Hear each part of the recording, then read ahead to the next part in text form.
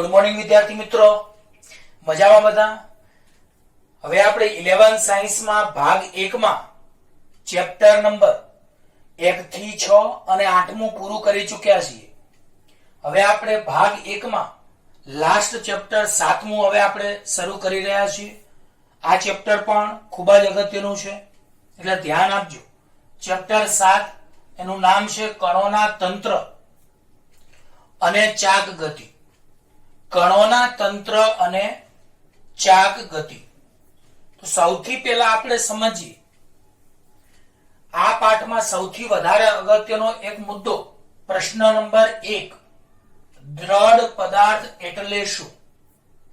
દ્રઢ પદાર્થ એટલે શું? તો યાદ રાખજો, તમે ઘન પદાર્થ નામ સાંભળ્યું છે, પ્રવાહી અને વાયુ એ પણ સ્વરૂપ તમે સાંભળ્યા છે. તો પદાર્થના 3 સ્વરૂપો હોય છે, ઘન, પ્રવાહી, વાયુ. એ સિવાય ચોથું સ્વરૂપ પણ આવે છે, પ્લાઝ્મા. પણ અત્યારે આપણે ઘન પદાર્થની વાત કરીએ. તો અહીંયા લખ્યું છે દ્રઢ પદાર્થ એટલે શું? તો દ્રઢ પદાર્થ એક પ્રકારનો ઘન પદાર્થ જ છે, પણ એક વિશેષ લાક્ષણિકતા છે કે વિશેષ લાક્ષણિકતાના આધારે આપણે ઘન પદાર્થને દ્રઢ પદાર્થ કહીએ છીએ. તો એની વ્યાખ્યા આ રીતે છે કે કણોનું બનેલું તંત્ર. આમ તો બધાને ખબર છે, કોઈ પણ પદાર્થ એ અનેક કણોનો બનેલો છે. બોલો, કોઈ પણ પદાર્થ શાનો બનેલો છે? અનેક કણોનો. તો પદાર્થને કણોનું તંત્ર કહી શકાય. કોઈ પણ પદાર્થ હોય એ અનેક કણોનો બનેલો છે, આથી તમે એને કણોનું તંત્ર કહી શકો છો. તો યાદ રાખો કે કણોના બનેલા જે તંત્રમાં કણો વચ્ચેનું સાપેક્ષ અંતર અથવા સ્થાન અફર એટલે ન બદલાવવું. દાખલા તરીકે આ પેન છે, હું આ પેનને દ્રઢ પદાર્થ કહું છું. બોલો, હું આ પેનને શું કહું છું? દ્રઢ પદાર્થ. તો આ પેન છે એ પણ અનેક કણોની બનેલી હશે, આથી આને કણોનું તંત્ર કહી શકાય. બોલો, આ પેન છે એ અનેક કણોની બનેલી હશે, આથી આને કણોનું તંત્ર કહી શકાય. હવે હું આ પેનને એક જગ્યાએથી બીજી જગ્યાએ ફેંકું તો આમાં કણો કણો વચ્ચેનું અંતર બદલાશે કે નહીં બદલાય? તો ઘણા કે સાહેબ નહીં બદલાય. નહીં બદલાય એનો મતલબ અંતર અફર રહેશે, અચળ રહેશે. તો યાદ રાખો, અફર એટલે ન બદલાવવું, એટલે કે અચળ રહેવું. તો આ પેનને હું દ્રઢ પદાર્થ કહી શકું છું. તો દ્રઢ પદાર્થની આ રીતની વ્યાખ્યા છે કે કણોના બનેલા જે તંત્રમાં કણો વચ્ચેનું સાપેક્ષ સ્થાન અફર રહેતું હોય તો તેવા તંત્રને દ્રઢ પદાર્થ કહે છે. ફરીવાર યાદ રાખજો કે કણોના બનેલા જે તંત્રમાં કણો વચ્ચેનું સાપેક્ષ સ્થાન અફર રહેતું હોય, એટલે કે ન બદલાતું હોય, તો તેવા તંત્રને દ્રઢ પદાર્થ કહે છે. તો બોલો, હું આ પેનને દ્રઢ પદાર્થ કહું છું. તો આ પેન પણ શાની બનેલી છે? અનેક કણોની. તો આમાં પણ કણો કણો વચ્ચેનું જે સાપેક્ષ સ્થાન છે એ અફર રહે છે. આ પેનને હું આમ ફેંકી દઉં તો આમાં કણો કણો વચ્ચેનું સાપેક્ષ સ્થાન બદલાતું નથી. તો આવા કણોના તંત્રને દ્રઢ પદાર્થ કહી શકાય છે. તો બરાબર વ્યાખ્યા યાદ રાખજો. તો બોલો, કણોના બનેલા જે તંત્રમાં કણો વચ્ચેના સાપેક્ષ સ્થાનો અફર રહેતા હોય તો તેવા તંત્રને દ્રઢ પદાર્થ કહે છે. બીજું, દ્રઢ પદાર્થ એ આદર્શ કલ્પના છે, એક પ્રકારની ધારણા છે. નંબર 2, પ્રશ્ન નંબર 2 કે દ્રઢ પદાર્થ અને ઘન પદાર્થનો ભેદ સ્પષ્ટ કરો. બોલો, ઘન પદાર્થ અને દ્રઢ પદાર્થનો ભેદ સ્પષ્ટ કરો. હવે એક વાત તમને સમજાવી દઉં. આ કોણ છે? પેન છે. તો આ પેનની તમે આકૃતિ દોરી શકો, પેનનું તમે લંબાઈ માપી શકો, એની ત્રિજ્યા એટલે કે વ્યાસ માપી શકો. તો આને કહેવાય વિરૂપણ થયું. તો આ પેનનું વિરૂપણ કરી શકાય છે, મતલબ તેનું વર્ણન કરી શકાય છે. બોલો, આ પેનની લંબાઈ, જાડાઈ માપી શકાય છે. તો આ પેનને શું કહી શકાય છે? ઘન પદાર્થ. તો યાદ રાખો, ઘન પદાર્થનું વિરૂપણ એટલે કે વર્ણન થઈ શકે છે. બોલો, ઘન પદાર્થનું વિરૂપણ એટલે કે વર્ણન થઈ શકે છે, જ્યારે દ્રઢ પદાર્થનું વિરૂપણ થઈ શકતું નથી. તો આ યાદ રાખજો ખાસ. બોલો, દ્રઢ પદાર્થનું લંબાઈ, ઊંચાઈ, જાડાઈ એવું કઈ માપી શકાતું નથી, એટલે એનું વર્ણન થઈ શકતું નથી. તો દ્રઢ પદાર્થનું વર્ણન એટલે કે વિરૂપણ થઈ શકતું નથી, પરંતુ ઘન પદાર્થ એનું વિરૂપણ થઈ શકે છે. એમ કહી શકાય, જો આ ઘન પદાર્થ છે, આને ઘન પદાર્થ કહેવાય, પરંતુ દ્રઢ પદાર્થ એક આદર્શ કલ્પના છે. તો યાદ રાખજો કે દ્રઢ પદાર્થનું વર્ણન એટલે કે વિરૂપણ થઈ શકતું નથી, જ્યારે ઘન પદાર્થનું વિરૂપણ થઈ શકે છે. એટલે કે દ્રઢ પદાર્થ એક આદર્શ ધારણા એટલે કલ્પના છે. તો બોલો, દ્રઢ પદાર્થનું વિરૂપણ થઈ શકતું નથી, જ્યારે ઘન પદાર્થનું વિરૂપણ થઈ શકે છે. બીજું, પૈડાઓ, ભમરડાઓ, સ્ટીલના સ્તંભો, અણુઓ અને ગ્રહો જેવા પદાર્થો માટે તેમનું મરડાવું, વાંકું વળવું અથવા કંપન કરવું જો અવગણીએ તો તેમને દ્રઢ પદાર્થ ગણી શકાય. એટલે કે પૈડાઓ છે, એ પૈડાઓ આપણે મરડાવા ના જોઈએ. નંબર 2, ભમરડાઓ એ પણ મરડાય અથવા વાંકા વળવા ના જોઈએ. સ્ટીલના સ્તંભો, અણુઓ કે ગ્રહો જેવા પદાર્થો માટે જો તેમનું મરડાવું એટલે કે આકારમાં ફેરફાર થવો, વાંકું વળવું અથવા કંપન કરવું, આવું બધું અવગણીએ તો આવા પદાર્થોને તમે દ્રઢ પદાર્થ ગણી શકો છો. તો બોલો, વ્યવહારમાં દ્રઢ પદાર્થ એ માત્ર આદર્શ ધારણા છે. વ્યવહારમાં દ્રઢ પદાર્થ મળવો મુશ્કેલ છે, પણ ઘણીવાર કેટલાક ઘન પદાર્થોને દ્રઢ પદાર્થ તરીકે લઈ શકાય છે. દાખલા તરીકે પૈડાઓ એને દ્રઢ પદાર્થ ગણાય, ભમરડાઓ એને પણ દ્રઢ પદાર્થ ગણાય, સ્ટીલના સ્તંભો, અણુઓ, ગ્રહો, આ બધા પદાર્થોને તમે દ્રઢ પદાર્થ ગણી શકો છો. પણ કેવા સંજોગોમાં? જો તેમનું મરડાવું, વાંકું વળવું, કંપન કરવું અવગણીએ તો તેમને દ્રઢ પદાર્થ ગણી શકાય છે. બીજું, ચાક ગતિના અભ્યાસમાં પદાર્થને દ્રઢ પદાર્થ તરીકે ગણવામાં આવે છે. તો પ્રિય વિદ્યાર્થીઓ, આ પાઠમાં સૌથી મહત્વનો મુદ્દો ચાક ગતિ છે, અને ચાક ગતિના અભ્યાસમાં આપણે ઘન પદાર્થને દ્રઢ પદાર્થ તરીકે ગણીએ છીએ. બોલો, ચાક ગતિના અભ્યાસમાં પદાર્થને દ્રઢ પદાર્થ તરીકે ગણવામાં આવે છે.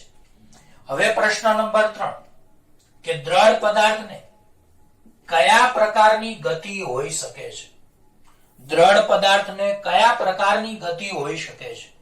તો યાદ રાખો, દ્રઢ પદાર્થને 3 પ્રકારની ગતિ ધરાવી શકે છે. તો બોલો, દ્રઢ પદાર્થને કયા પ્રકારની ગતિ હોઈ શકે? તો દ્રઢ પદાર્થ એ 3 પ્રકારની ગતિ ધરાવે છે. એક શુદ્ધ સ્થાનાંતરણ ગતિ, બીજી શુદ્ધ ચાક ગતિ અને ત્રીજી રોલિંગ ગતિ. તો બોલો, દ્રઢ પદાર્થ 3 પ્રકારની ગતિ ધરાવી શકે છે, જે આપણે આની પછીમાં પ્રશ્નોમાં ડિટેલમાં ભણીશું. તો દ્રઢ પદાર્થ 3 પ્રકારની ગતિ ધરાવી શકે છે. એક શુદ્ધ સ્થાનાંતરણ ગતિ, બીજી શુદ્ધ ચાક ગતિ અને ત્રીજી રોલિંગ ગતિ. એમાં સૌપ્રથમ આપણે પ્રશ્ન નંબર 4 માં ચાક ગતિ અને ભ્રમણાક્ષ વિશેનો ભેદ સ્પષ્ટ કરીએ. તો યોગ્ય આકૃતિની મદદથી ચાક ગતિ અને ભ્રમણાક્ષ સમજાવો. તો ચલો આપણે એક આકૃતિ દોરેલી છે. આ આકૃતિમાં OY ને હું સ્થિર ભ્રમણાક્ષ કહું છું. બોલો, OY ને હું શું કહું છું? સ્થિર ભ્રમણાક્ષ. તો બોલો, OY એ સ્થિર ભ્રમણાક્ષ. હવે તમને અહીંયા એક ચપ્પલ જેવું કંઈક દોરેલું દેખાય છે. એ ચપ્પલ જેવું દોરેલું દેખાય છે એને આપણે દ્રઢ પદાર્થ જાણીએ, જે પ્રકારનું કણોનું તંત્ર જ છે, જેને તમે ઘન પદાર્થ પણ કહી શકો છો. તો આ રીતનો એક ચપ્પલ જેવો તમને આકાર દેખાય છે, એ એક ધારણા છે. કોની? તો કણોના તંત્રની, એટલે કે ઘન પદાર્થની, એટલે કે દ્રઢ પદાર્થની. તો માની લો કે આ કોઈ એક દ્રઢ પદાર્થ છે. મેં કહ્યું એમ કોઈ પણ પદાર્થ છે અનેક કણોનો બનેલો છે. તો બોલો, આ પદાર્થમાં 2 કણો P અને Q આપણે ધ્યાનમાં લીધા. આ કણ P એ વર્તુળાકાર ગતિ કરે છે, કણ P વર્તુળાકાર ગતિ કરે છે, જેનું કેન્દ્ર આપણે O1 ધારીએ. કણ P વર્તુળાકાર ગતિ કરે છે, જેનું કેન્દ્ર O1 છે અને કક્ષાની ત્રિજ્યા R1 છે, એટલે OP બરાબર R1 છે. આ જ રીતે કણ Q વર્તુળાકાર ગતિ કરે છે, એનું કેન્દ્ર O2 છે અને ત્રિજ્યા R2 છે, એટલે O2 અહીંયા O1 P is equal to R1 અને O2 Q is equal to R2. તો યાદ રાખો કે અહીં દ્રઢ પદાર્થ આપણે દોરેલો છે. આ દ્રઢ પદાર્થ એમાં અનેક કણો આવેલા હશે. બોલો, દ્રઢ પદાર્થમાં અનેક કણો આવેલા હશે. એ પૈકી આપણે બે કણો ધ્યાનમાં લીધા. એક કણ P, બીજો કણ Q. આ કણ P વર્તુળાકાર માર્ગે ગતિ કરે છે, કણ Q એ પણ વર્તુળાકાર માર્ગે ગતિ કરે છે, પરંતુ બંને વર્તુળોના કેન્દ્રો અનુક્રમે O1 અને O2 એક જ રેખા પર આવેલા છે. હવે હું તમને ચાક ગતિની વ્યાખ્યા આપું તો તમને સૌથી તમારા ઘરમાં પંખો તો બધાને ખ્યાલ છે, તે પંખો ચાક ગતિ કરે છે. પંખામાં તમને ખબર હશે પેલો દાંડિયો હોય, તો પંખાના દાંડિયાને તમે ભ્રમણાક્ષ ઓવાય કહો. આપણા ઘરમાં પંખો તો હોય જ, અને પંખામાં ખબર છે ઉભો સીધો એક દાંડિયો હોય, એને આપણે સ્થિર ભ્રમણાક્ષ ઓવાય કહીએ. હવે પંખો છે એમાં પાંખિયા હોય, પાંખિયા છે એ ઘન પદાર્થ જ કહેવાય અને અનેક કણોના બનેલા હશે. તો યાદ કરો, પાંખિયા વર્તુળાકાર ગતિ કરે છે, તો એના બધા જ કણો કેવી ગતિ કરે છે? વર્તુળાકાર. હા કે ના? બોલો, પંખાના પાંખિયાના બધા જ કણો કેવી ગતિ કરે? વર્તુળાકાર. પણ એ બધા જ વર્તુળોના કેન્દ્રો એ એક જ નિશ્ચિત રેખા પર આવેલા હોય છે, તો આવી ગતિને ચાક ગતિ કહેવાય. તો હવે હું ચાક ગતિની વ્યાખ્યા આપું છું, ધ્યાન આપજો બરાબર. તો બોલો, જો દ્રઢ પદાર્થના બધા જ કણો વર્તુળાકાર ગતિ કરતા હોય અને આવા વર્તુળમાં વર્તુળાકાર માર્ગના જે કેન્દ્રો છે એ એક જ નિશ્ચિત સુરેખા પર સ્થિર રહેતા હોય, તો આવી ગતિને ચાક ગતિ કહે છે. બરાબર યાદ રાખજો, હું બે વાર બોલું છું કે જ્યારે કોઈ દ્રઢ પદાર્થના બધા જ કણો વર્તુળાકાર ગતિ કરતા હોય અને આવા વર્તુળોના કેન્દ્રો એક જ નિશ્ચિત સુરેખા પર સ્થિર હોય, તો આવી ગતિને શું કહેવાય છે? તો આવી ગતિને ચાક ગતિ કહેવાય છે અને આ નિશ્ચિત સુરેખાને ભ્રમણાક્ષ કહેવામાં આવે છે. તો આ બરાબર યાદ રાખજો. આપણે ચાક ગતિ અને ભ્રમણાક્ષની વાત કરી, તો ચલો ચાક ગતિ કોને કહેવાય? તો જો દ્રઢ પદાર્થના બધા જ કણો વર્તુળાકાર ગતિ કરતા હોય અને આવા વર્તુળોના કેન્દ્રો એક જ નિશ્ચિત સુરેખા પર આવેલા હોય, તો આવી ગતિને ચાક ગતિ કહેવાય છે અને આ નિશ્ચિત સુરેખાને ભ્રમણાક્ષ કહે છે. બોલો, આકૃતિમાં આપણે આવી ભ્રમણાક્ષ ઓવાય દર્શાવેલી છે. એમાં કોઈ દ્રઢ પદાર્થને આપણે ચાક ગતિ કરતો દર્શાવેલો છે. આકૃતિમાં ઓવાય એ કોઈ સ્થિર ભ્રમણાક્ષ છે, જેમાં આપણે દ્રઢ પદાર્થની ચાક ગતિ કરતો દર્શાવેલો છે, જેમાં કણ P અને કણ Q આપણે દર્શાવ્યા છે વર્તુળાકાર માર્ગે ગતિ કરતા. કણ P નું વર્તુળાકાર માર્ગનું કેન્દ્ર O1, ત્રિજ્યા R1. કણ Q નું વર્તુળાકાર માર્ગનું કેન્દ્ર O2, ત્રિજ્યા R2. પણ આ કેન્દ્ર O1 અને O2 એક જ ભ્રમણાક્ષ પર આવેલા છે. તો બોલો, અહીં આપણે લખ્યું કે જો દ્રઢ પદાર્થના બધા જ કણો વર્તુળ ગતિ કરતા હોય અને આ વર્તુળમય ગતિ માર્ગના કેન્દ્રો એક જ રેખા પર સ્થિર રહેતા હોય, તો આવા પદાર્થની ગતિને ચાક ગતિ કહેવાય છે અને આ નિશ્ચિત રેખાને ભ્રમણાક્ષ કહેવાય છે. આકૃતિમાં દ્રઢ વસ્તુના બે કણો P અને Q દર્શાવેલા છે. અહીં OY ને પરિભ્રમણ અક્ષ અથવા ભ્રમણ અક્ષ કહેવાય છે. બીજી એક વાત, અહીં દ્રઢ પદાર્થ જ્યારે ચાક ગતિ કરે ત્યારે તેના બધા જ કણો એ ભ્રમણાક્ષને લંબ એવા સમતલમાં વર્તુળાકાર ગતિ કરે છે. તો અહીં x1 અને x2 એ ભ્રમણાક્ષને લંબ એવા સમતલો છે. બોલો, x1 અને x2 એ ભ્રમણાક્ષને લંબ એવા સમતલો છે. તો x1 અને x2 એ ભ્રમણાક્ષને લંબ એવા સમતલો છે. તો બોલો, જ્યારે દ્રઢ વસ્તુ ચાક ગતિ કરે, જ્યારે દ્રઢ વસ્તુ ચાક ગતિ કરે ત્યારે તેના બધા જ કણો એ ભ્રમણાક્ષને લંબ એવા સમતલોમાં વર્તુળાકાર ગતિ કરે છે. અને આ વર્તુળોના કેન્દ્રો એ નિશ્ચિત સુરેખા પર આવેલા હોય છે. ફરીવાર, જ્યારે દ્રઢ વસ્તુ ચાક ગતિ કરે ત્યારે તેના બધા જ કણો એ ભ્રમણાક્ષને લંબ એવા સમતલમાં, ભ્રમણાક્ષને લંબ એવા સમતલમાં વર્તુળાકાર માર્ગે ગતિ કરે છે. અને આવા વર્તુળોના સમતલો એ આ સમતલમાં આવેલા હોય છે અને કેન્દ્રો એ નિશ્ચિત સુરેખા પર પસાર થાય છે. તો અહીં x1 અને x2 એ ભ્રમણાક્ષને લંબ એવા સમતલો છે. તો પ્રિય વિદ્યાર્થીઓ, આપણે થિયરીઓ શાંતિથી સ્ટેપ બાય સ્ટેપ ધીમે ધીમે ભણાવતા જઈશું અને તમે પાકી મોઢે કરતા રહેજો.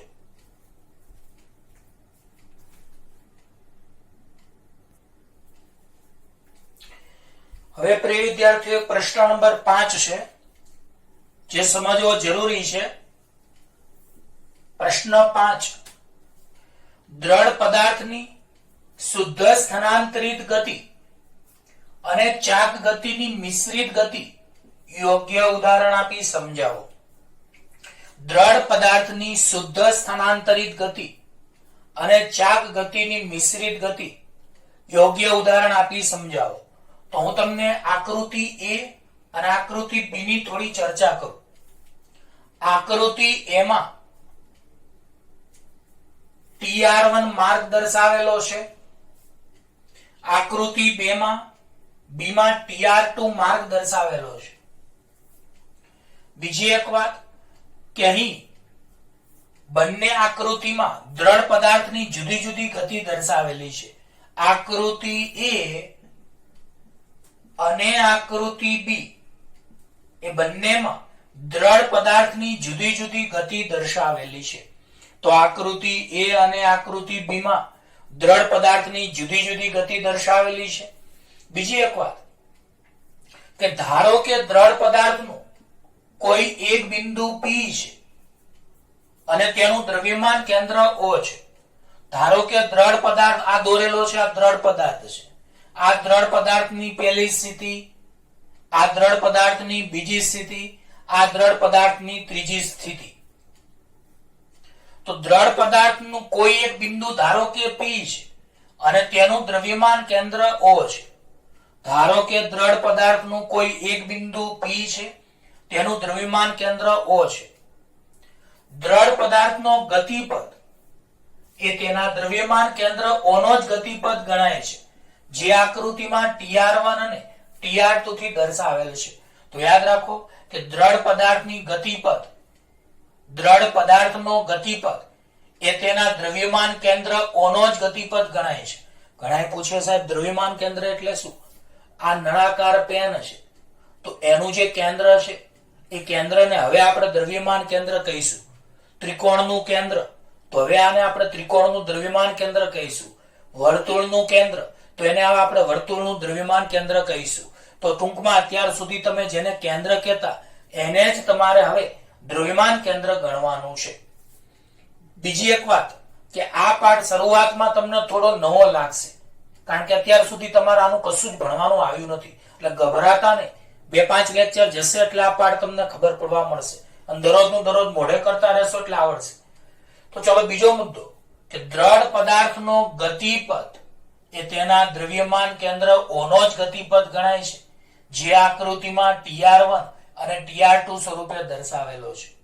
બીજું, આકૃતિ A અને B એમ બંને આકૃતિમાં બિંદુઓ O અને P ની 3 જુદા જુદા સમયે સ્થિતિઓ એટલે કે સ્થાનો અનુક્રમે O1, O2, O3 અને P1, P2, P3 વડે દર્શાવેલ છે.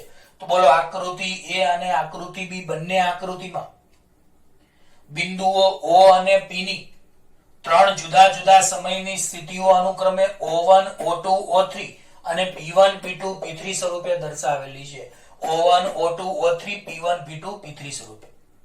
હવે આકૃતિ A પરથી આપણે શું જોઈ શકીએ છીએ?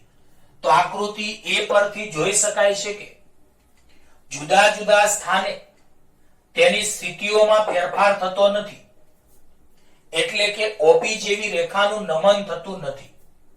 તો બોલો આકૃતિ એ પરથી જોઈ શકાય છે કે જુદા જુદા સ્થાને તેમની સ્થિતિમાં ફેરફાર થતો નથી. એટલે કે આ દ્રઢ પદાર્થ આવો ઊભો છે તો અહીંયા પણ દ્રઢ પદાર્થ ઊભો જ છે, અહીંયા પણ દ્રઢ પદાર્થ ઊભો જ છે. એનો મતલબ કે આકૃતિ એ પરથી જોઈ શકાય છે કે જુદા જુદા સ્થાને તેની સ્થિતિમાં ફેરફાર થતો નથી, એટલે કે ઓપી જેવી રેખા એનું નમન થતું નથી. અહીંયા ઓપી જેવી રેખા O1 P1 સીધી છે, અહીંયા પણ ઓપી જેવી રેખા O2 P2 સીધી છે, અહીંયા પણ ઓપી જેવી રેખા O3 P3 સીધી છે. બીજું કે આડી રેખાને સમક્ષિતિજ કહેવાય, આડી રેખાને સમક્ષિતિજ કહેવાય, આડી રેખાને સમક્ષિતિજ કહેવાય. તો બોલો અહીં O1 P1 રેખા અને સમક્ષિતિજ વચ્ચેનો ખૂણો આલ્ફા 1, O2 P2 રેખા અને સમક્ષિતિજ વચ્ચેનો ખૂણો આલ્ફા 2, O3 P3 રેખા અને સમક્ષિતિજ વચ્ચેનો ખૂણો આલ્ફા 3. એનો મતલબ અહીં સમક્ષિતિજ સાથે બનાવેલા ખૂણા સમાન છે. એટલે પહેલી આકૃતિમાં alpha 1 is equal to alpha 2 is equal to alpha 3 બનશે. આવી ગતિને શુદ્ધ સ્થાનાંતરિત ગતિ કહે છે. તો આ ખાસ યાદ રાખજો, આવી ગતિને શુદ્ધ સ્થાનાંતરિત ગતિ કહે છે. અને શુદ્ધ સ્થાનાંતરિત ગતિ માટે એમસીક્યુ યાદ રાખજો કે શુદ્ધ સ્થાનાંતર ગતિમાં દ્રઢ પદાર્થના જુદા જુદા સ્થાનો પર O અને P જેવા કણોના વેગ સમાન રહે છે. શુદ્ધ સ્થાનાંતરિત ગતિમાં દ્રઢ પદાર્થના જુદા જુદા સ્થાનોએ O અને P જેવા કણોના વેગ સમાન રહે છે. આ ખાસ યાદ રાખજો. તો બોલો આટલી ખબર પડી બધાને? તો આ થોડો નવા પ્રકારનો મુદ્દો છે, ગભરાવાની જરૂર નથી. તો બોલો આકૃતિ A અને આકૃતિ B માં દ્રઢ પદાર્થની જુદી જુદી ગતિ દર્શાવેલી છે. હવે આ ધારો કે દ્રઢ પદાર્થનું કોઈ એક બિંદુ P છે અને તેનું કેન્દ્ર એટલે કે દ્રવ્યમાન કેન્દ્ર O છે. બીજું દ્રઢ પદાર્થનો ગતિપદ એ તેના દ્રવ્યમાન કેન્દ્ર O ના જેવો જ ગતિપદ ગણાય છે. દ્રઢ પદાર્થનો ગતિપદ એ તેના દ્રવ્યમાન કેન્દ્ર O નો જ ગતિપદ ગણાય છે, જે આકૃતિમાં TR1 અને TR2 સ્વરૂપે દર્શાવેલો છે. ટૂંકમાં દ્રઢ પદાર્થનો ગતિપથ એ તેના દ્રવ્યમાન કેન્દ્ર જેવો જ ગણાય છે, જે આકૃતિમાં TR1 અને TR2 સ્વરૂપે દર્શાવેલો છે. બીજું આકૃતિ A અને આકૃતિ B માં O અને P ની ત્રણ જુદી જુદી સમયની સ્થિતિઓ દર્શાવેલી છે, જે અનુક્રમે O1 O2 O3 અને P1 P2 P3 સ્વરૂપે છે. હવે આકૃતિ A પરથી જોઈ શકાય છે કે જુદા જુદા સ્થાને દ્રઢ પદાર્થની સ્થિતિમાં ફેરફાર થતો નથી. આકૃતિ A પરથી જોઈ શકાય છે કે જુદા જુદા સ્થાનોએ જુદા જુદા સમયે તેના સ્થાનમાં ફેરફાર થતો નથી. એટલે કે અહીં O1 P1 સમાંતર O2 P2 સમાંતર O3 P3.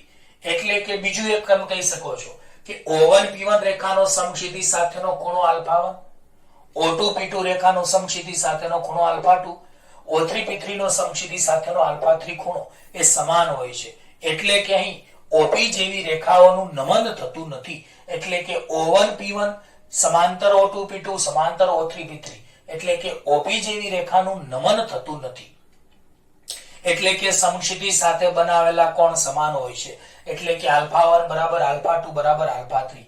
આવી ગતિને શુદ્ધ સ્થાનાંતરિત ગતિ કહે છે. શુદ્ધ સ્થાનાંતરિત ગતિમાં દ્રઢ પદાર્થના જુદા જુદા સ્થાનો પર O અને P જેવા કણોના વેગ સમાન હોય છે. હું તમને શુદ્ધ સ્થાનાંતરિત ગતિનું ઉદાહરણ આપું. દાખલા તરીકે તમે ફોર વ્હીલ લઈને જાઓ છો, તો ફોર વ્હીલ સીધા રસ્તા પર જો ગતિ કરે તો ફોર વ્હીલના બધા જ કણો છે એ બદલાશે નહીં, એકદમ સ્થિર જ રહેશે. તો એવી ગતિને શુદ્ધ સ્થાનાંતરિત ગતિ કહેવાય છે. ટૂંકમાં શુદ્ધ સ્થાનાંતરિત ગતિમાં દ્રઢ પદાર્થના જુદા જુદા સ્થાનો પર O અને P જેવા કણોના વેગ સમાન હોય છે. હવે આકૃતિ B ની વાત કરીએ તો આકૃતિ B માં તમે જુઓ, પહેલા દ્રઢ પદાર્થ આવી રીતનો હતો, O1 P1 અને એનો સમક્ષિતિજ સાથેનો ખૂણો આલ્ફા 1. હવે બીજી આકૃતિમાં દ્રઢ પદાર્થ થોડોક નમી જાય છે, એટલે કે O2 P2 રેખા નમે છે, જેનો સમક્ષિતિજ સાથેનો ખૂણો આલ્ફા 2 છે.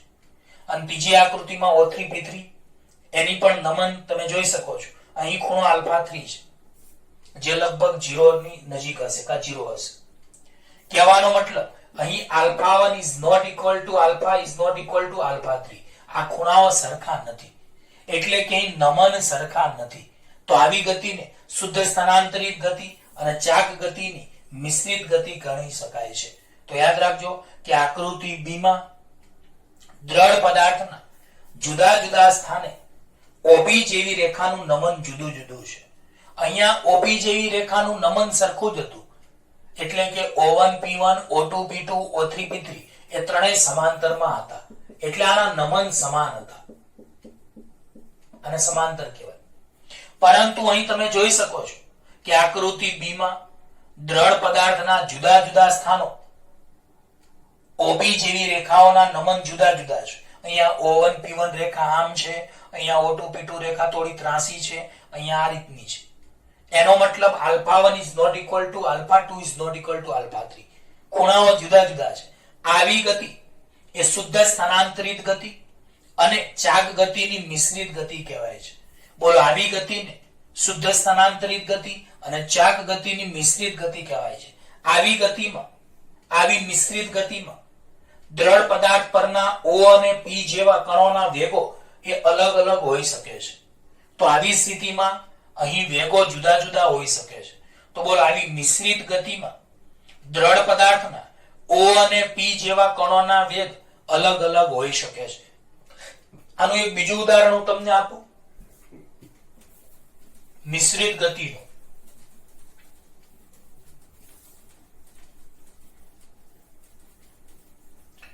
સમજી લો, તમે ઢાળમાં તમને ખબર પડે આ કાટકોણ ત્રિકોણ છે, એને તમે ઢાળ કહી શકો છો.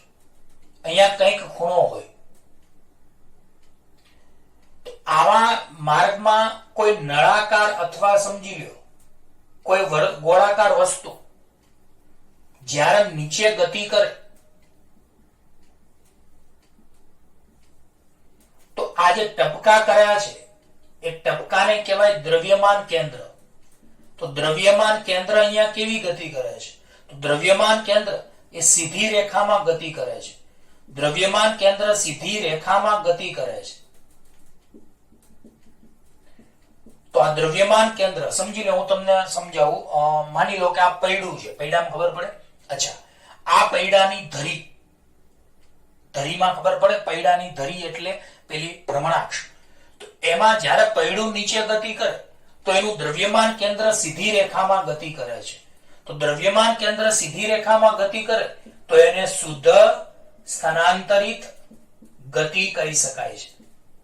પરંતુ જે પૈડું છે અથવા કોઈ નળાકાર છે, ધારો કે નળાકાર ગબડે છે, કોઈ પૈડું ગબડે છે અથવા કોઈ ગોળાકાર વસ્તુ ગબડે છે, તો આને રોલિંગ ગતિ કહી શકાય. અને આ ભ્રમણાક્ષને અનુલક્ષીને વર્તુળાકાર ગતિ કરે એટલે એને ચાક ગતિ કહી શકાય છે. આમ અહીં આ ગતિ એ શુદ્ધ સ્થાનાંતરિત ગતિ અને ચાક ગતિની મિશ્રિત ગતિ તમે કહી શકો છો. ટૂંકમાં આ પ્રશ્ન આપણે આ રીતે સમજાવ્યો, બહુ પૂછાયો તો નથી, પરંતુ તમારું નોલેજ એ એકદમ દ્રઢ કરવું જરૂરી છે. બીજું, ચાક ગતિને ધ્રુમણ ગતિ પણ કહેવાય છે. યાદ રાખજો, ચાક ગતિને બીજું શું કહેવાય છે? તો ચાક ગતિ ન બોલવી હોય તો એને ધ્રુમણ કહેવાય છે. દાખલા તરીકે ભમરડો,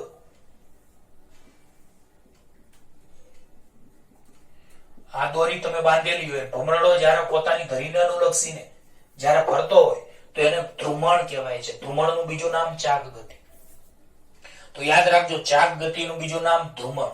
તો ભ્રમરડો જ્યારે પોતાની ભ્રમણાક્ષને અનુલક્ષીને ચાક ગતિ કરે તો એવી ગતિને ધ્રુમણ ગતિ કહે છે.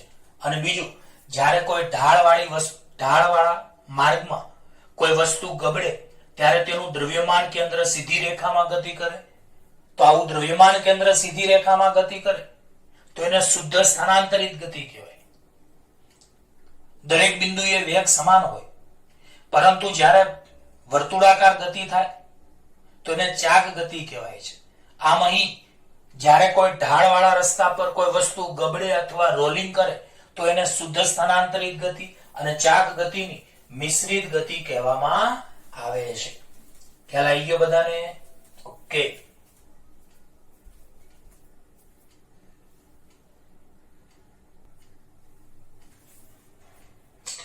હવે પ્રિય વિદ્યાર્થીઓ, ખૂબ જ સરસ મજાના નાના નાના સવાલોની આપણે ચર્ચા કરીએ. પ્રશ્ન નંબર 6, કણોનું તંત્ર કોને કહે છે? તો યાદ રાખો કે એકબીજા સાથે આંતરક્રિયા કરી શકે તેવા, એટલે કે એકબીજા સાથે પ્રક્રિયા કરી શકે તેવા એક કરતા વધારે કણોના સમૂહને કણોનું તંત્ર કહે છે. યાદ રાખજો, એકબીજા સાથે આંતરક્રિયા કરી શકે તેવા એક કરતા વધારે કણોના સમૂહને કણોનું તંત્ર કહે છે. શું બોલો તો એકબીજા સાથે આંતરક્રિયા એટલે કે પ્રક્રિયા કરી શકે તેવા એક કરતા વધારે કણોના સમૂહને કણોનું તંત્ર કહે છે.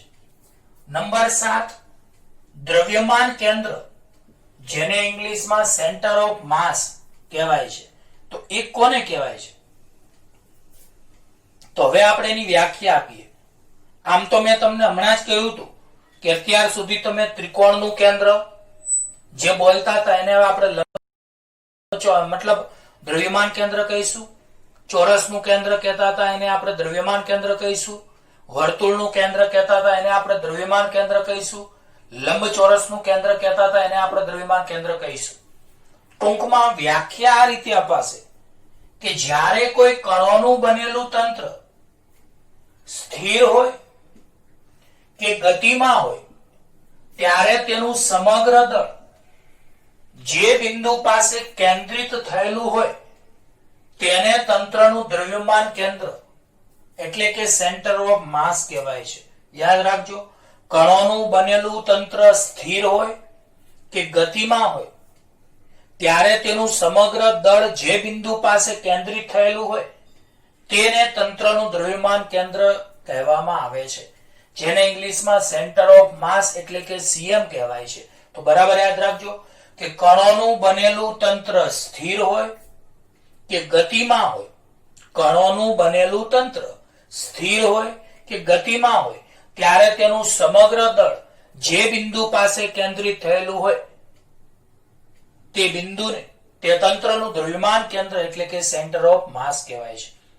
તો પ્રિય વિદ્યાર્થીઓ, બધું બે વાર તો સમજાવું છું, તમે સમજીને મોઢે કરજો.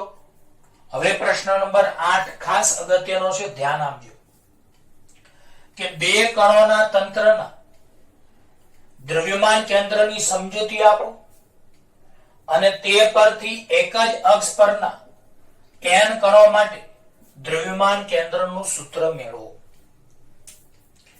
બે કણોના તંત્રના દ્રવ્યમાન કેન્દ્રની સમજૂતી આપો અને તે પરથી એક જ અક્ષ પરના n કણો માટે દ્રવ્યમાન કેન્દ્રનું સૂત્ર મેળવો. તો ધારો કે આપણે કોઈ એક અક્ષ x અક્ષ પસંદ કરી છે, આ y અક્ષ છે, બેનું છેદન બિંદુને તમે ઉગમ બિંદુ કહી શકો છો. તો બોલો, એક ભ્રમણ અક્ષ x અક્ષ, બીજી ભ્રમણ અક્ષ y, અથવા એમ કહી શકો ધારો કે કોઈ એક અક્ષ x અક્ષ છે, કોઈ અક્ષ y છે અને એનું છેદન બિંદુ એટલે ઉગમ બિંદુ O છે. હવે આપણે x અક્ષ પર બે કણો પસંદ કર્યા છે. એક કણનું દળ m1, બીજા કણનું દળ m2. m1 કણનું દળ, m1 કણ છે એ ઉગમ બિંદુઓથી x1 અંતરે આવેલો છે અને m2 છે એ ઉગમ બિંદુઓથી x2 અંતરે છે. આ બંને કણો એક જ અક્ષ એવી x અક્ષ પર આવેલા છે. તો આકૃતિમાં બરાબર ધ્યાન આપજો. બે કણો છે, એક કણ m1 જેનું ઉગમ બિંદુઓથી અંતર x1 છે, બીજો કણ m2 જેનું ઉગમ બિંદુઓથી અંતર x2 છે. આ બંને કણો x અક્ષ પર આવેલા છે. તો આ બંને કણોનું દ્રવ્યમાન કેન્દ્ર C ક્યાં આવેલું હશે એ આપણે શોધવું છે. તો ધારો કે દ્રવ્યમાન કેન્દ્ર C એ ઉગમ બિંદુઓથી કેપિટલ X અથવા RCM અંતરે આવેલું છે. તો અહીંયા હું લખું છું વર્ણન પેલા આકૃતિનું આપણે કરવાનું કે આકૃતિમાં દર્શાવ્યા અનુસાર ધારો કે M1 અને M2 દળ ધરાવતા બે કણો એ x અક્ષ પર ઉગમ બિંદુ O થી અનુક્રમે x1 અને x2 અંતરે આવેલા છે. તો બોલો આકૃતિમાં દર્શાવ્યા અનુસાર ધારો કે M1 અને M2 દળ ધરાવતા બે કણો એ x અક્ષ પર ઉગમ બિંદુઓ થી અનુક્રમે x1 અને x2 અંતરે આવેલા છે. ધારો કે આકૃતિમાં દર્શાવ્યા પ્રમાણે M1 અને M2 દળ ધરાવતા બે કણો x અક્ષ પર ઉગમ બિંદુઓથી x1 અને x2 અંતરે આવેલા છે. બીજી એક વાત, આ તંત્રનું દ્રવ્યમાન કેન્દ્ર એક એવું બિંદુ છે કે જેનું ઉગમ બિંદુ O થી અંતરે જો કેપિટલ X એટલે કે RCM હોય તો એક નીચેના સૂત્ર વડે આપી શકાય છે. આ સૂત્ર તમારે યાદ રાખવાનું છે. તો બોલો અહીં બે કણોના તંત્રનું દ્રવ્યમાન કેન્દ્ર C, બે કણોના તંત્રનું દ્રવ્યમાન કેન્દ્ર C એક એવું બિંદુ છે કે જેનું ઉગમ બિંદુ O થી અંતર કેપિટલ X એક સૂત્ર વડે આપી શકાય છે. તો કેપિટલ X બરાબર m1x1 plus m2x2 upon m1 plus m2. આ સૂત્ર યાદ રાખવાનું છે.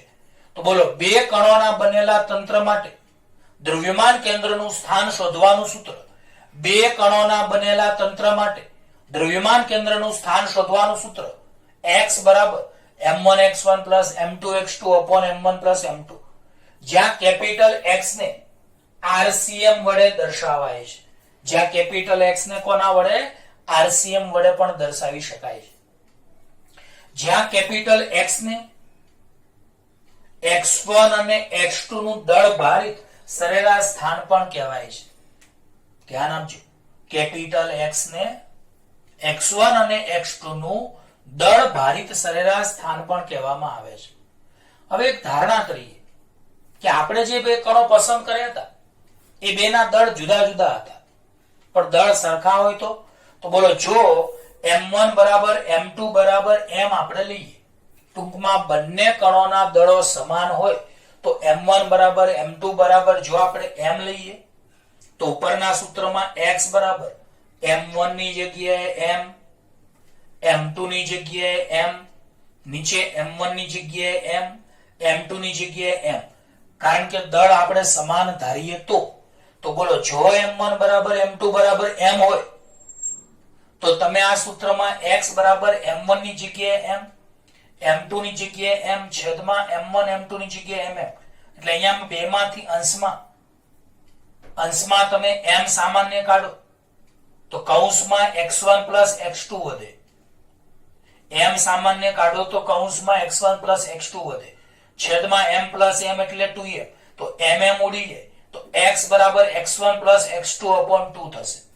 આમ કહી શકાય કે જો બે કણોના દળ સમાન હોય તો તેનું દ્રવ્યમાન કેન્દ્રનું સ્થાન એ બંને કણોને જોડતી રેખાના મધ્ય બિંદુ પાસે હોય છે. તમારા 10મા ધોરણમાં કદાચ મધ્ય બિંદુના યામ વાળી થિયરી આવી ગઈ હોય અથવા એના સૂત્રો જાણતા હોય તો જો આવું આવ્યું હતું તમારે 9મા 10મામાં કદાચ આવું ખબર હશે તમને. ગણિતમાં આવતું હતું કે ધારો કે કોઈ એક બિંદુ A છે જેના યામ x1 y1 છે, બીજું કોઈ બિંદુ B છે જેના યામ x2 y2 છે.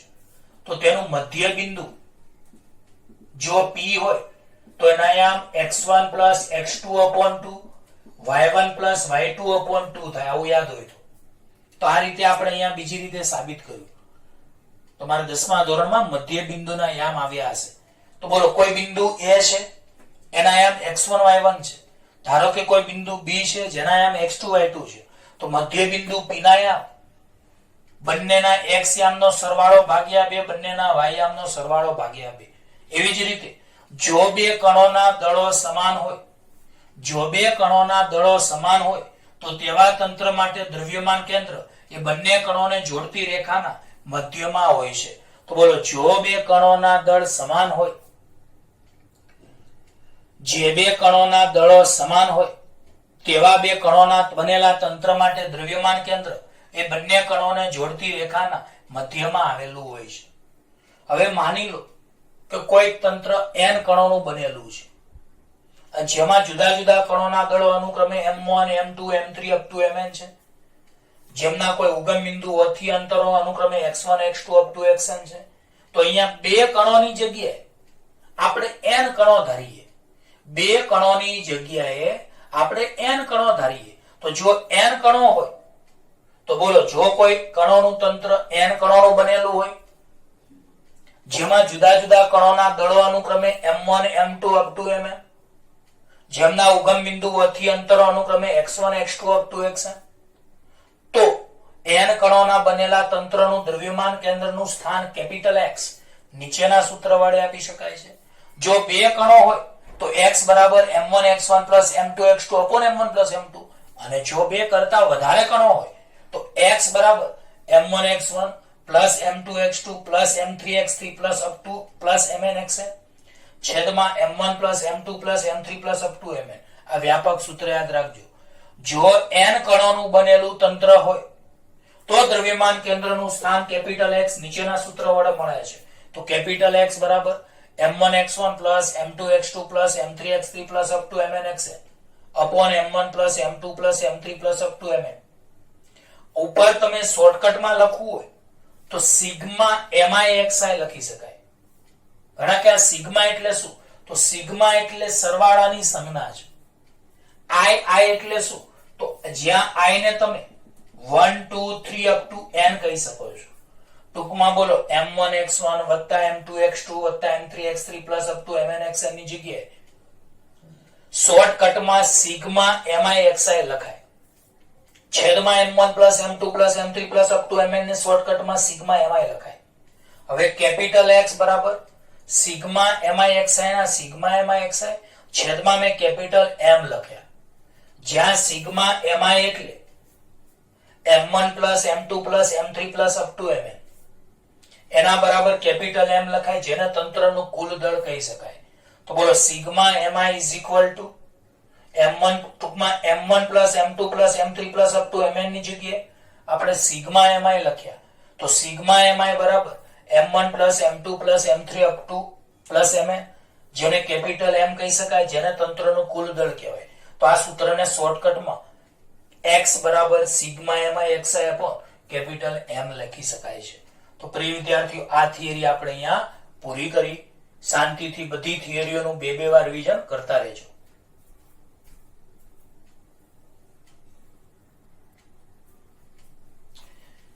હવે પ્રિય વિદ્યાર્થીઓ, પ્રશ્ન નંબર 9 ખૂબ જ એટલે ખૂબ જ સરળમાં સરળ સવાલ છે. બરાબર ધ્યાન આપજો. 3 કણોના તંત્રના દ્રવ્યમાન કેન્દ્રની સમજૂતી આપો. તે પરથી અવકાશમાં n કણો માટેના દ્રવ્યમાન કેન્દ્રનું સૂત્ર મેળવો. તો આની પહેલા આપણે 2 કણોની વાત કરી હતી અને એક જ અક્ષની વાત કરી હતી. પણ અહીંયા અવકાશ શબ્દ છે, એનો મતલબ થાય ત્રિપરિમાણ અથવા દ્વિપરિમાણ, કોઈ પણ તમે લઈ શકો છો. ત્રિપરિમાણે લેવાય એટલે 3 અક્ષો, દ્વિપરિમાણ એટલે 2 અક્ષો. તો બોલો 3 કણોના તંત્રના દ્રવ્યમાન કેન્દ્રની સમજૂતી આપી તે પરથી અવકાશમાં એટલે કે ત્રિપરિમાણ અથવા દ્વિપરિમાણમાં n કણોના બનેલા તંત્ર માટે દ્રવ્યમાન કેન્દ્રનું સૂત્ર તારવો. તો અત્યારે તમને આકૃતિ દેખાય છે, જેમાં 2 અક્ષો x અને y છે. એમાં એક કણનું દળ m1 છે, બીજા કણનું દળ m2 છે, ત્રીજા કણનું દળ m3 છે. m1 ના યામ x1 y1 છે, m2 ના યામ x2 y2 અને m3 ના યામ x3 y3 છે. x1 y1 એ 0 0 હોઈ શકે છે, પણ આપણે મૂલ્યની વાત નથી કરતા, આપણે સંજ્ઞાની વાત કરીએ છીએ. યાદ રાખજો બરાબર. તો બોલો ધારો કે 3 કણો m1 m2 m3 છે, જેના યામો સંજ્ઞાત્મક આપણે ધારીએ છીએ. તો બોલો m1 ના યામ ધારો કે x1 y1, m2 ના યામ ધારો કે x2 y2, m3 ના યામ ધારો કે x3 y3 છે. તો અહીંયા આપણે લખ્યું છે કે m1 m2 અને m3 દ્રવ્યમાન ધરાવતા કણોના સ્થાનને અનુરૂપ યામો અનુક્રમે x1 y1 નીચે મુજબ વ્યાખ્યાયિત કરી શકાય છે.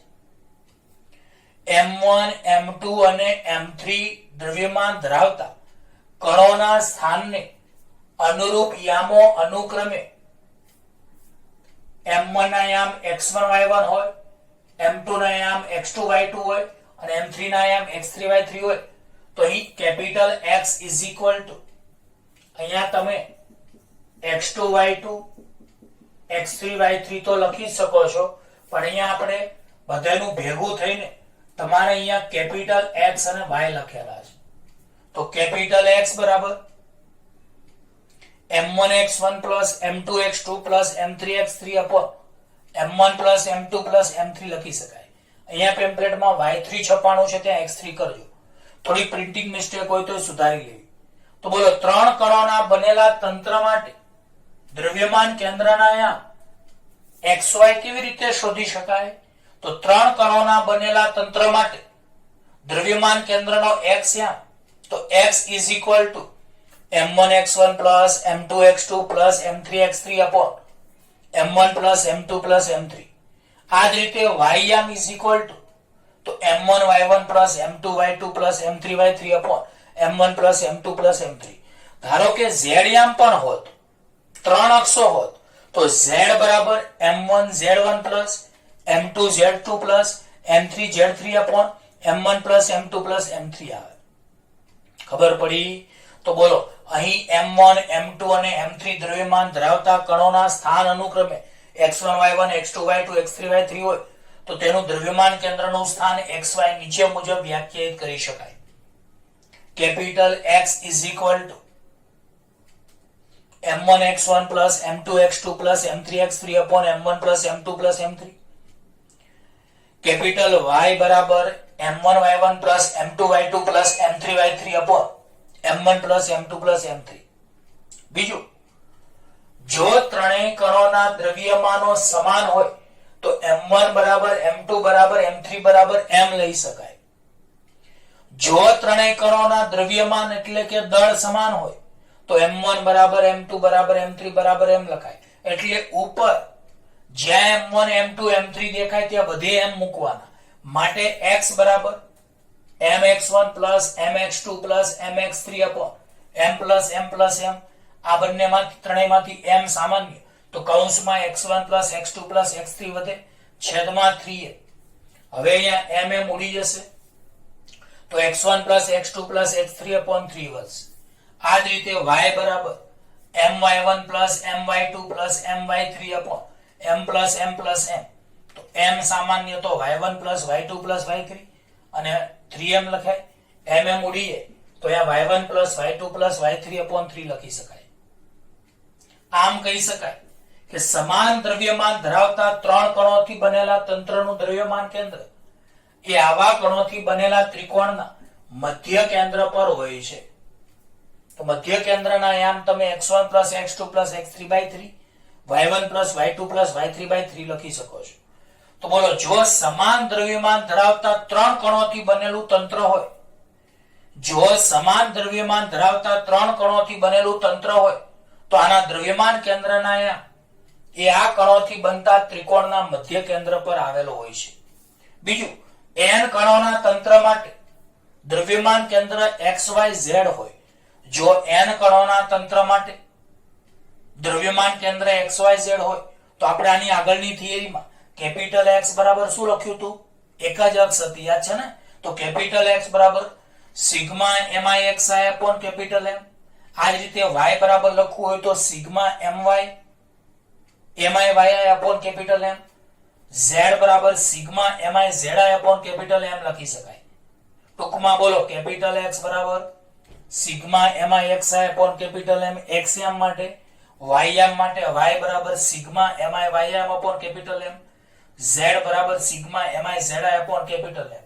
જ્યાં mi એટલે i માં કણનું દળ અને i માં કણના સ્થાન xi yi zi વડે દર્શાવી શકાય છે. બોલો mi એટલે i માં કણનું દળ અને i માં કણનો સ્થાન xi yi zi લખી શકાય. જ્યાં i is equal to 1 2 3 up to n કણો હોઈ શકે છે. i એટલે પહેલો કણ, બીજો કણ, ત્રીજો કણ એમ અપ ટુ n મો કણ હોઈ શકે છે. વ્યાપક રીતે આ ત્રણે ત્રણોને આપણે જોડે લખવા હોય તો XYZ ને જોડે લખવા હોય તો કેપિટલ R સદિશ લખાય, XYZI ની જગ્યાએ RI લખાય. તો બોલો આ ત્રણેયનું શોર્ટકટ સ્વરૂપ capital X, capital Y, capital Z. આ અનુક્રમે XYZ આમ છે.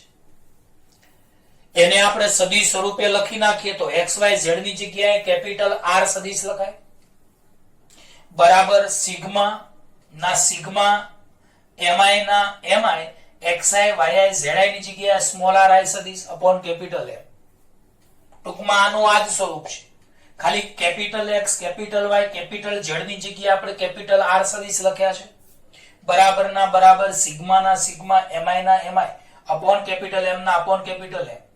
RI સદિશ તો XI YI ZI ની જગ્યાએ RI સદિશ, જ્યાં તમે RI સદિશ is equal to XI I caret plus YI J caret plus ZI K caret લખી શકો છો. અને કેપિટલ R સદિશ ની જગ્યાએ XI caret plus YJ caret plus ZK caret લખી શકો છો. આના આધારે તમે આગળ લખવા ધારો તો આવી રીતે લખી શકો છો. કેપિટલ R સદિશ ની જગ્યાએ XI caret plus YJ caret plus ZK caret is equal to sigma MI. RI સદિશ ની જગ્યાએ XI I caret plus YI J caret plus ZI K caret છેદમાં કેપિટલ M. હવે જો આ ત્રણેયમાંથી તમે છૂટા પાડો ને એટલે આ નીચેનું સમીકરણ આવી જાય. જો ખાલી X યામ લો તો આ પહેલું સમીકરણ આવે, Y યામ લો તો આ બીજું સમીકરણ આવે અને Z યામ લો તો આ ત્રીજું સમીકરણ આવે. ટૂંકમાં ત્રણેય સમીકરણોને ભેગા તમે આવી રીતે લખી શકો છો. તો બોલો કેપિટલ R સદિશ બરાબર સિગ્મા MI RI સદિશ અપોન કેપિટલ M, જ્યાં RI સદિશ એટલે XI caret plus YI J caret plus ZI K caret અને કેપિટલ R સદિશ બરાબર XI caret plus YJ caret plus ZK caret. બીજું, જો તંત્રના દ્રવ્યમાન કેન્દ્રને ઉગમ બિંદુ પર લેવામાં આવે તો આ સિગ્મા MRI પદ આખું 0 0 થઈ જાય. કારણ કે જો ઉગમ બિંદુ પર તમે લો તો XI YI અને ZI એ આખે આખું પદ 0 આવી જાય. આવા સંજોગોમાં આ સિગ્મા MI RI સદિશ આખું 0 આવે અને માટે તમે R સદિશ બરાબર 0 0 લખી શકો છો. તો બોલો જો તંત્રના દ્રવ્યમાન કેન્દ્રને ઉગમ બિંદુ પર લેવામાં આવે તો આ કેપિટલ R સદિશ એટલે કે સિગ્મા MI RI સદિશ બરાબર 0 આવે. તો પ્રિય વિદ્યાર્થીઓ હું ફરીવાર કહું છું, આ ચેપ્ટર સહેલું જ છે. પ્રારંભમાં તમને 4-5 લેક્ચર નવું લાગશે તો ગભરાશો નહીં. જેમ જેમ આ લેક્ચરો આગળ વધતા જઈશું એમ તમને આવડતું જશે.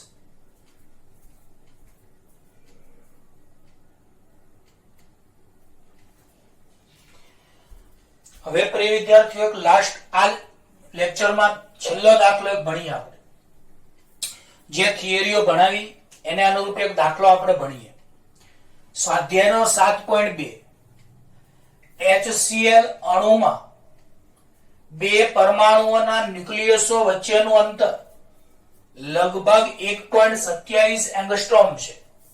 તો બધાને ખબર છે HCl એટલે H પ્લસ Cl માઇનસ. ધારો કે H પ્લસ નો અણુ છે, Cl માઇનસ નો અણુ છે. બંને કેન્દ્રો વચ્ચેનું અંતર તમને 1.27 એંગસ્ટ્રોમ આપેલું છે. તો HCl અણુમાં બે પરમાણુઓ H અને Cl વચ્ચેનું અંતર લગભગ 1.27 એંગસ્ટ્રોમ છે. બીજું, ક્લોરીન અણુ એ હાઇડ્રોજન પરમાણુથી લગભગ 35.5 ગણો દળદાર છે. એટલે કે હાઇડ્રોજન પરમાણુનું દળ જો m હોય તો ક્લોરીન પરમાણુનું દળ એના કરતા 35.5 ગણું વધારે છે. આવું કહી શકાય. ક્લોરીન અણુ એ હાઇડ્રોજન પરમાણુથી લગભગ 35.5 ગણો દળદાર છે. એટલે ધારો કે હાઇડ્રોજન પરમાણુનું દળ m એકમ હોય, હાઇડ્રોજન પરમાણુનું દળ m એકમ હોય તો ક્લોરીન પરમાણુનું દળ એના કરતા 35.5 ગણું થાય. તો હાઇડ્રોજન m1 બરાબર હાઇડ્રોજન પરમાણુનું દળ બરાબર m એકમ, તો m2 બરાબર ક્લોરીન પરમાણુનું દળ બરાબર 35.5 m એકમ લખી શકાય.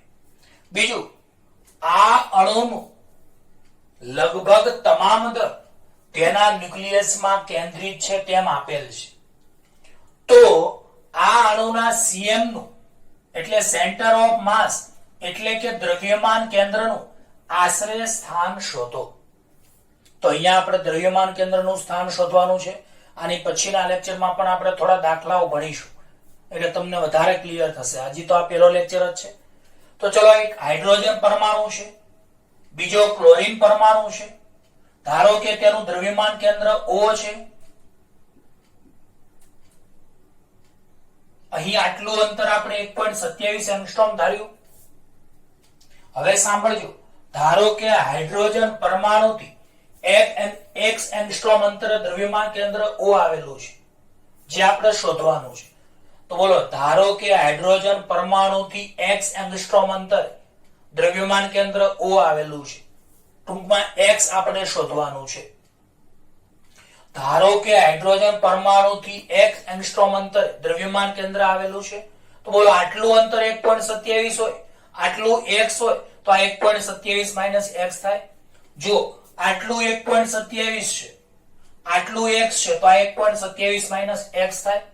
હા કે ના? હવે આપણે એક વાત તમને સમજાવું. 12મા ધોરણમાં તમારે આવશે ને કેમિસ્ટ્રીમાં પણ આવશે કે હાઇડ્રોજન એટલે 1H1, ક્લોરીન એટલે 17 ક્લોરીન 35.5. તો હું આને m વડે ગુણું તો હાઇડ્રોજનનું દળ, આને m વડે ગુણું તો ક્લોરીનનું દળ. તો ક્લોરીનનું દળ હાઇડ્રોજનના દળ કરતા 35.5 ગણું છે. તો m1 બરાબર હાઇડ્રોજન પરમાણુનું દળ બરાબર m એકમ, m2 બરાબર ક્લોરીન પરમાણુનું દળ બરાબર 35.5 એકમ. ધારો કે ઉગમ બિંદુ પર રહેલ દ્રવ્યમાન કેન્દ્રની સાપેક્ષમાં હાઇડ્રોજનનો સ્થાન સદિશ r1 સદિશ અને ક્લોરીન પરમાણુનો સ્થાન સદિશ r2 સદિશ છે. તો બોલો, આ દ્રવ્યમાન કેન્દ્રને હું ઉગમ બિંદુ પર ધારી લો. તો બોલો, દ્રવ્યમાન કેન્દ્રને ઉગમ બિંદુ પર લેતા તેનો સ્થાન સદિશ r સદિશ cm બરાબર 0 લખાય, જેને તમે કેપિટલ X કહેતા હતા. તો બરાબર ધ્યાન આપજો. ધારો કે ઉગમ બિંદુ O પર રહેલા દ્રવ્યમાન કેન્દ્રની સાપેક્ષે, ધારો કે ઉગમ બિંદુ O પર રહેલા દ્રવ્યમાન કેન્દ્રની સાપેક્ષમાં હાઇડ્રોજનનો સ્થાન સદિશ r1 સદિશ અને ક્લોરીન પરમાણુનો સ્થાન સદિશ r2 સદિશ છે. તો તમે r1 સદિશ બરાબર શું લખી શકો? તો બોલો, દ્રવ્યમાન કેન્દ્રને આપણે ઉગમ બિંદુ પર લીધું છે. દ્રવ્યમાન કેન્દ્રને ઉગમ બિંદુ પર લીધું છે એટલે દ્રવ્યમાન કેન્દ્રનો સ્થાન સદિશ r સદિશ cm 0 લખાય. બીજું, ઉગમ બિંદુની ડાબી સાઈડ ઋણ x કહેવાય, ઉગમ બિંદુની જમણી બાજુ ધન x કહેવાય. તો તમે r1 સદિશ બરાબર -x લખી શકો. i કેરેટ તો બધાને ખબર છે, ઋણ x અક્ષની દિશા દર્શાવવા માટેનો એકમ સદિશ -i કેરેટ, ધન x અક્ષની દિશા દર્શાવવા માટેનો એકમ સદિશ i કેરેટ. તો યાદ રાખજો કે r1 સદિશ બરાબર -xi કેરેટ અને r2 સદિશ બરાબર જમણી બાજુ છે એટલે 1.27 xi કેરેટ. તો બરાબર યાદ રાખજો. ઉગમ બિંદુ ઉપર આપણે દ્રવ્યમાન કેન્દ્ર ધારેલું છે. તો ઉગમ બિંદુની ડાબી બાજુ ઋણ x કહેવાય. તો ઉગમ બિંદુની ડાબી સાઈડમાં હાઇડ્રોજન પરમાણુનો સ્થાન સદિશ r1 સદિશ બરાબર -xi કેરેટ લખાય અને r2 સદિશ જમણી બાજુમાં એટલે 1.27 xi કેરેટ લખી શકાય. તો આ બરાબર યાદ રાખજો.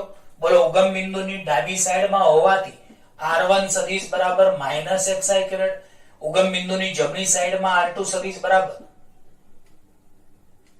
1.27 xi કેરેટ. તો આ યાદ રાખજો. બસ હવે આપણે સૂત્રમાં કિંમત મૂકીને સાદુરૂપ જ આપવાનું છે. તો આ સૂત્ર તો યાદ જ હતું બધાને. દ્રવ્યમાન કેન્દ્રનો સ્થાન સદિશ શોધવાનું સૂત્ર r સદિશ cm બરાબર m1 r1 સદિશ પ્લસ m2 r2 સદિશ અપોન m1 પ્લસ m2. તો બોલો, દ્રવ્યમાન કેન્દ્રનો સ્થાન સદિશ શોધવાનું સૂત્ર r સદિશ cm બરાબર m1 r1 સદિશ પ્લસ m2 r2 સદિશ અપોન m1 પ્લસ m2. હવે દ્રવ્યમાન કેન્દ્રને આપણે ઉગમ બિંદુ ઉપર લીધેલું હોવાથી, દ્રવ્યમાન કેન્દ્રને ઉગમ બિંદુ પર લીધેલું હોવાથી r સદિશ cm ની જગ્યાએ 0 લખાય. બોલો, r સદિશ cm ની જગ્યાએ કેટલા લખાય? 0 બરાબર.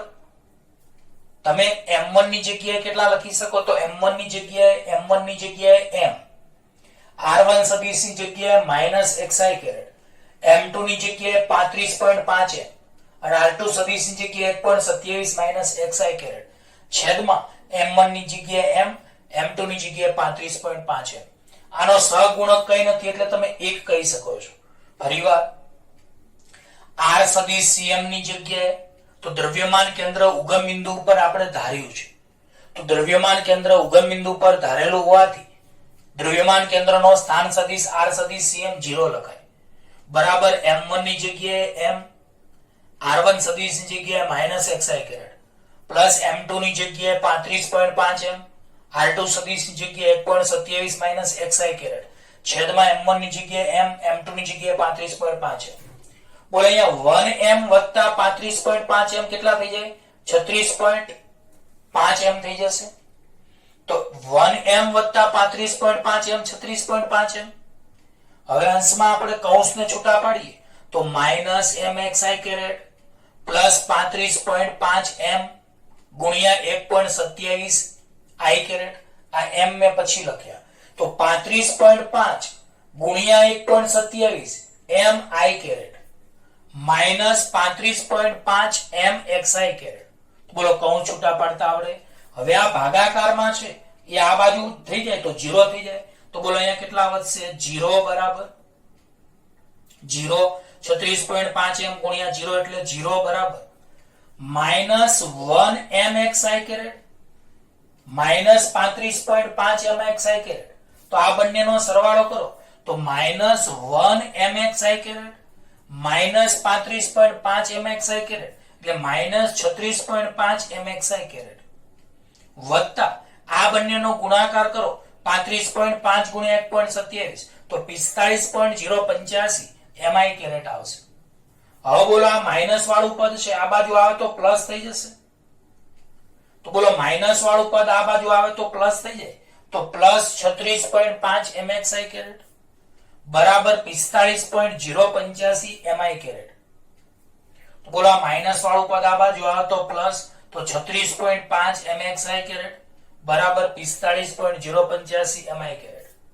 હવે બોલો બધામાંથી mm ઉડી જશે, બંને બાજુમાં i કેરેટ ઉડી જશે તો અહીંયા 36.5 છેદમાં જશે તો x ને કરતા બનાવો તો x બરાબર 45.085 આ ગુણાકારમાં છે ભાગાકારમાં તો mm ઉડી જશે, i કેરેટ ઉડી જશે તો x બરાબર 45.085 ભાગ્યા 36.5 ભાગાકાર કરતા 1.2352 એપ્રોક્સિમેટ 1.235 એંગસ્ટ્રોમ તમારો જવાબ આવશે.